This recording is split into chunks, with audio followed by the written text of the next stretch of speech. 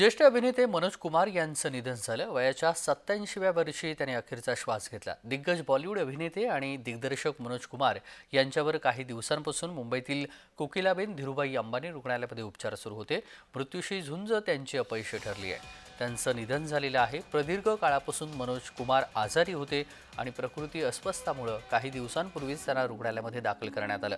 मनोज कुमार यांना भारतीय चित्रपटसृष्टीमध्ये भरत कुमार म्हणून ओळखलं जातं आणि त्यांच्या निधनामुळे सिनेसृष्टीसह संपूर्ण देशामध्ये शोककळा पसरली आहे.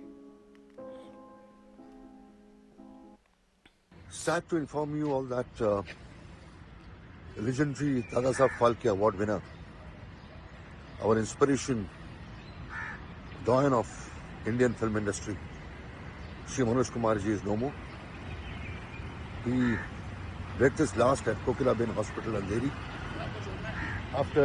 after being not well for a very, very long time. It's a great loss to the industry. Manoj ji will really miss you. We all kept on meeting him quite occasionally. He was always full of life. He was always happy. And the entire industry will miss him.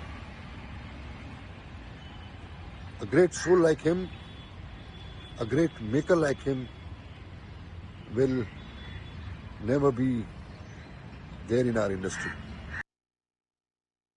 आपल्याला माहिती आहे की मनोज कुमार यांनी अनेक दशक आपली जी film industry होती ती गाजवली. विशेषतः भारत कुमार म्हणून त्यांना ओळखलं जायचं. देशभक्तीपर अशा प्रकारचे अनेक त्यांनी रोल त्या ठिकाणी निभावले. अनेक पुरस्कार त्यांना प्राप्त झाले. अशा प्रकारचा एक देशभक्त असा हा कलावंत, अतिशय गुणी कलावंत आपल्यातनं ते निघून गेले. त्याबद्दल मी शोकसंवेदना व्यक्त करतो. मनोज कुमार यांचं जीवनपट आपण पाहूयात. मनोज कुमार यांचा जन्म ब्रिटिश भारताच्या वायव्य प्रांतामध्ये झाला. मनोज कुमार यांचं खरं नाव हरिकृष्ण गिरी गोस्वामी. फाळणीनंतर कुमार 10 वर्षांचे असताना त्यांचं कुटुंब जंदियाला शेरखान इथून दिल्लीला स्थलांतरित झालं.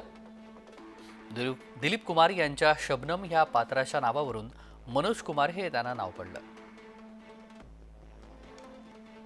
मनोज कुमार यांचं वह कौन थी, पूरब और पश्चिम, शोर, हरियाली और रास्त, गुमनाम इत्यादी महत्त्वाची भूमिका त्यांनी साकारली. मनोज कुमार यांनी सहारा, चांद आणि हनीमून सारख्या चित्रपटांमध्ये देखील काम केलंय.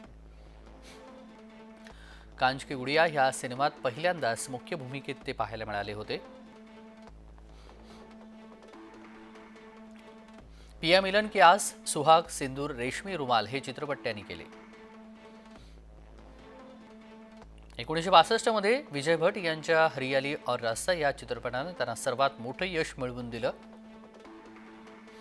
हरियाली और रास्ता, शादीच्या यशानंतर डॉक्टर विद्या आणि गृहस्थी या तीनही चित्रपटांनी बॉक्स ऑफिसवर चांगली कमाई केली. मनोज कुमार यांनी बॉलिवूडमधील निवृत्तीनंतर राजकारणामध्ये प्रवेश केला. 2004च्या सार्वत्रिक निवडणुकीपूर्वी मनोज कुमार भाजपात गेले.